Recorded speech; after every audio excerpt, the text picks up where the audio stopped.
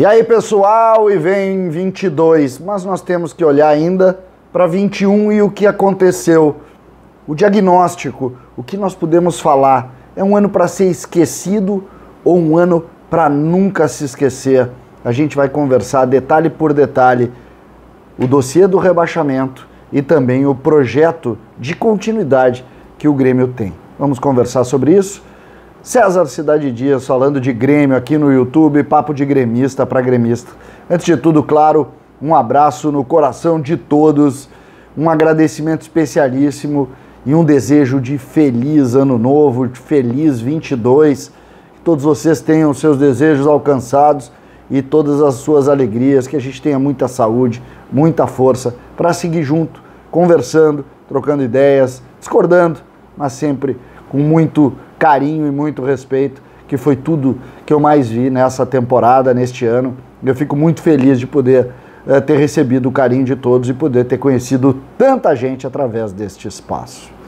Gente, é um ano para se esquecer ou um ano para esquecer? O Grêmio até agora não fez o diagnóstico do rebaixamento. E esse vídeo eu faço exatamente para dar para vocês o meu diagnóstico. O que eu vi? Porque no final eu vou projetar também 2022. Ele pode ser um pouco longo, não sei quantos minutos vai ser. Não fiz um roteiro propriamente. Mas eu tenho uma ideia do que aconteceu. E eu preciso passar para vocês. A gente tem que ter respeito com relação a isso. Por quê? Porque a gente cobra diagnóstico. E às vezes as pessoas perguntam, e o teu, César? O que tu pensa? Pois eu penso o que eu vou dizer a partir de agora. Primeiro, esse ano não pode ser esquecido jamais. É um ano para fazer parte de toda a nossa lembrança sempre que a gente tratar o Grêmio com o respeito que a gente trata. A gente não pode esquecer o que aconteceu. E para mim o ano de 2021, que culminou com o rebaixamento do Grêmio, começou no pós-pandemia. Vocês lembram quando surgiu a pandemia, lá no mês de março de 2020?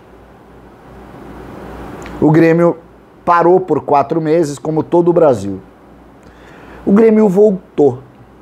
Só que o técnico Renato, o comandante daquelas ações, não voltou. O Grêmio passou a trabalhar fisicamente com um preparador físico da Tailândia, sem experiência no futebol brasileiro. E o técnico Renato demorou para voltar. A partir dali, alguns jogadores não conseguiram mais retomar a sua qualidade. A gente pode, a partir daí, posicionar que o Grêmio teve de julho de 2020 até o rebaixamento em 21, meses ininterruptos de trabalho. O Grêmio não teve pré-temporada, o Grêmio não conseguiu, por exemplo, nunca reunir um time que passasse confiança para os seus torcedores. O Grêmio acabou trabalhando de uma maneira muito mais empírica a partir deste episódio. O que a gente teve de concreto pós esse episódio? O Grêmio ganhou aquele gauchão da pandemia.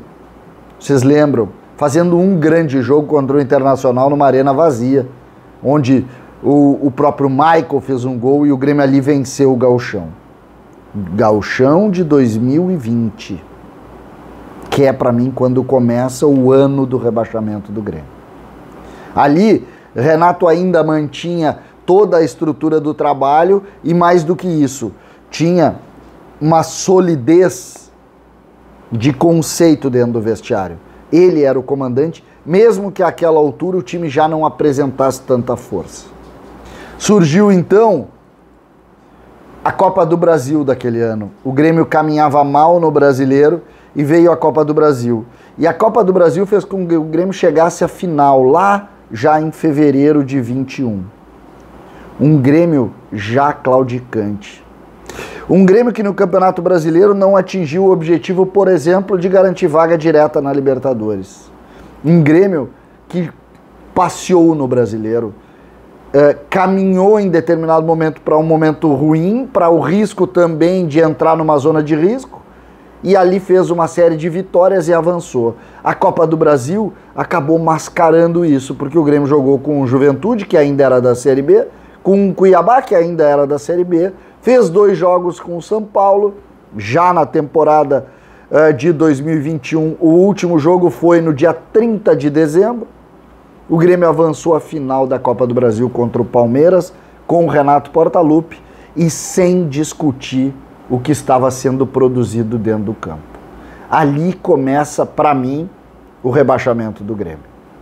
Mas ele não tem no Renato a principal peça do rebaixamento.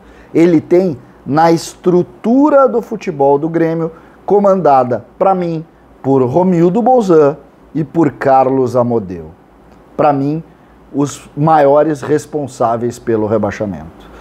Principalmente porque na construção desse trabalho aqui, não se teve ninguém com pulso forte. Por exemplo, Paulo Luz era um coadjuvante, com palavras institucionais pouco produtivas, nada fez de forma concreta. As contribuições, por exemplo, de Paulo Luz, que estão até hoje aí representadas, são Pinares e Churim.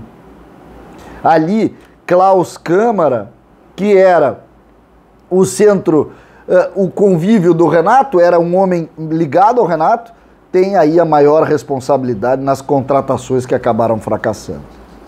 Com alto custo, sempre baseados em muita grana, em um processo onde o dinheiro levava toda a responsabilidade. Quanto mais dinheiro, mais chance de resultado. O Grêmio foi produzindo um custo altíssimo, que acabou determinando que no final dessa novela toda o Grêmio atingisse 15 milhões de folha de pagamento, fora premiações e coisas mais, que o portal da governança do Grêmio está ali para nos ensinar. Isso não pode ser esquecido. Pois veio a derrota na Copa do Brasil, vindo a derrota na Copa do Brasil, se caiu um pouco da ficha. Opa, não poderia ter perdido tão feio para o Palmeiras. Mas àquela altura já se sabia, não tinha mais base, não tinha mais estrutura, não tinha mais trabalho. Veio a pré-Libertadores, um primeiro adversário terrível, de frágil, e um segundo muito comum, que nos ganhou 2 jogos. O Independiente Del Valle. E ali vem o rompimento com o Renato. Ainda no início do ano, mas de um ano que não se tinha possibilidade de fazer qualquer tipo de trabalho de base. Qualquer tipo de trabalho de base. Pois Renato saiu e veio Thiago Nunes. Em uma estrutura já movimentada sem Paulo Luz, mas organizada por Amodeu e Romildo mais uma vez. E Amodeu e Romildo, então, estruturaram isso e colocaram um treinador como o Thiago Nunes, já com a ideia de Marcos Herrmann também entrando ali na mesma linha. Marcos Herrmann muito mais experiente, muito mais capaz do que Paulo Luz, mas também sem uma voz determinante para mudar uma rotina que parecia definitiva. E veio mais um gauchão. E assim como o gauchão de Renato, no pós-pandemia, Thiago Nunes ganhou quase todos os jogos, vencendo o Internacional mais uma vez. E aqui a ilusão, mais uma vez, ganhou corpo. Só que desta feita, um Grêmio sem estrutura, um Grêmio sem base, um Grêmio sem trabalho de alicerce nenhum, o Grêmio no primeiro desconforto despencou. O que foi o desconforto? O Covid, as derrotas no início do Campeonato Brasileiro e se viu, era um castelo de papel. Um castelo caro, um castelo sem solução de continuidade no grupo e principalmente um castelo que determinou, aquele momento, um time sem caráter. E eu não falo de mau caráter, eu falo de dificuldade de entender que precisava fazer soluções internas de grupo de jogadores para solucionar, mas não tinha. Era baseado em grana, era baseado em uma confraria de amigos e a coisa despencou. Começaram a jogar culpa um para um, outro para outro, e o trabalho estrutural não teve. O Grêmio agiu relativamente rápido, tirou o Thiago Nunes e botou o Filipão, tentando quebrar essa rotina. Mas a rotina era inquebrável. Por quê? Porque a rotina estava em Romildo e jogadores. As peças entre elas eram meros coadjuvantes, elas não faziam parte do conceito. O conceito havia sido criado lá na origem entre Romildo, Renato e jogadores. Quando o Renato saiu, e eu coloco o Romildo Amodeu, quando o Renato saiu, quem que se criou? Romildo, jogadores. E todas as escolhas do presidente Romildo Bolzan, depois da saída de Renato, foram atendendo vontades dos jogadores. Só que esse grupo já não tinha identidade. Esse grupo já não tinha uma linha mestra que determinaria a saída dos problemas através das suas próprias forças. E o Grêmio insistiu com isso. Até que, quando resolveu tirar Filipão, que já não tinha força nenhuma de trabalho, porque não havia conseguido vencer a força do vestiário, quando tirou Filipão, fez a última opção. Vou seguir com esse grupo e com as vontades deles. Quantas vezes vocês ouviram, por exemplo, a frase: nós fizemos tudo o que pediram. Quem pediu? Os jogadores. O conceito, o grupo de jogadores, esse que não tinha identidade, que havia perdido completamente o caminho correto. Pois Romildo fez isso e ali assinou a sua sentença. Nesta hora assinou a sua sentença. Trouxe ainda uma palavra forte de um dirigente histórico, que é Denis Abraão, para tentar quebrar. Mas Denis entrou só com a palavra. Ele já não tinha força nenhuma de mudar o status interno, que era de comando dos jogadores. E as suas ações nada mais foram do que o segmento do que havia feito Paulo Luz, do que havia feito Marcos Herrmann, do que fez Denis Abraão. Todos os seus caminhos foram idênticos. As vontades dos jogadores prevaleceram. E os jogadores levaram o Grêmio para a segunda divisão com a bênção de Romildo Bolzan e também de Carlos Amodeu. E de todos que de alguma forma precisam ter a sua responsabilidade. A palavra, por exemplo, e a entrada de Wagner Mancini, nada modificou. O entendimento de que o Grêmio evoluiu é um erro de diagnóstico que o Grêmio faz. O Grêmio, quando entende que evoluiu no final do campeonato, não entende que esse é um campeonato, como todos os últimos brasileiros, que no final as equipes desesperadas sempre produzem mais. Mas não, o Grêmio faz a leitura de que melhorou. O que erra nesse diagnóstico, assim como pelo entendimento do clube, não conseguiu ver até agora o motivo da derrota e do fracasso. Esse entendimento, e por que eu coloco isso? Porque o rebaixamento do Grêmio é uma soma desses fatores. Um clube que entregou para um grupo de jogadores sem estrutura o destino. E o destino foi o rebaixamento. O Grêmio, e esse para mim é o ponto principal, e eu já coloquei algumas vezes, mas preciso colocar mais uma vez, o Grêmio acha ou entendeu que o fato de gastar muito, de ser um clube organizado administrativamente, que conseguiu faturar com venda de jogadores, que conseguiu pagar dívidas, achou que eu pagando, eu vou dar mais condição e mais futebol. E futebol não é só dinheiro. Não é só dinheiro. E esse Grêmio, que foi arrogante, que teve o entendimento da receita do bolo, como se tudo fosse igual a 2015, esse Grêmio acabou sucumbindo à sua própria arrogância e à sua própria incompetência em gerir grupo de pessoas. O Grêmio rebaixado precisa fazer esse diagnóstico. Eu fiz aqui para vocês a minha análise e não tenho interesse de que vocês tenham o mesmo pensamento que o meu, mas é preciso passar o que a gente pensa, a gente que vive diariamente também o futebol, mesmo que totalmente fora do ambiente do dia a dia do clube. A gente sabe disso e eu precisava colocar. E agora faço, da minha mesma maneira, a projeção que a gente pode ter para esse 2022, que a gente espera muito melhor do que 2021. O Grêmio faz a opção por continuidade. O time do Grêmio, projetado por Wagner Mancini, que segue no comando, e também por Denis Abraão, que segue no comando. Lembrando, Mancini tem sim responsabilidade no rebaixamento. Denis Abraão tem sim responsabilidade no rebaixamento. Não tirem, não tentem afastar das pessoas que participaram a culpa do rebaixamento. É fato que Romildo Bolzan e Carlos Amodeu, para mim, são os maiores responsáveis. Mas Paulo Luz, Marcos Herman, Denis Abraão, os vice-presidentes do Conselho de Administração, todos têm responsabilidade aqui. Seja por ação, seja por omissão. Todos têm. Não tirem do corpo de ninguém essa culpa. Eu vi o Denis Abraão tentando se descolar do rebaixamento. Tá errado. Tem responsabilidade sim. Gigantesca. Assim como os outros. Renato tem participação também, pela construção do grupo e por permitir que o grupo ficasse mimado às sombras de trabalho. Thiago Nunes tem responsabilidade sim por não ter tido a ação de modificar. Filipão tem responsabilidade sim por não ter conseguido passar as suas ideias.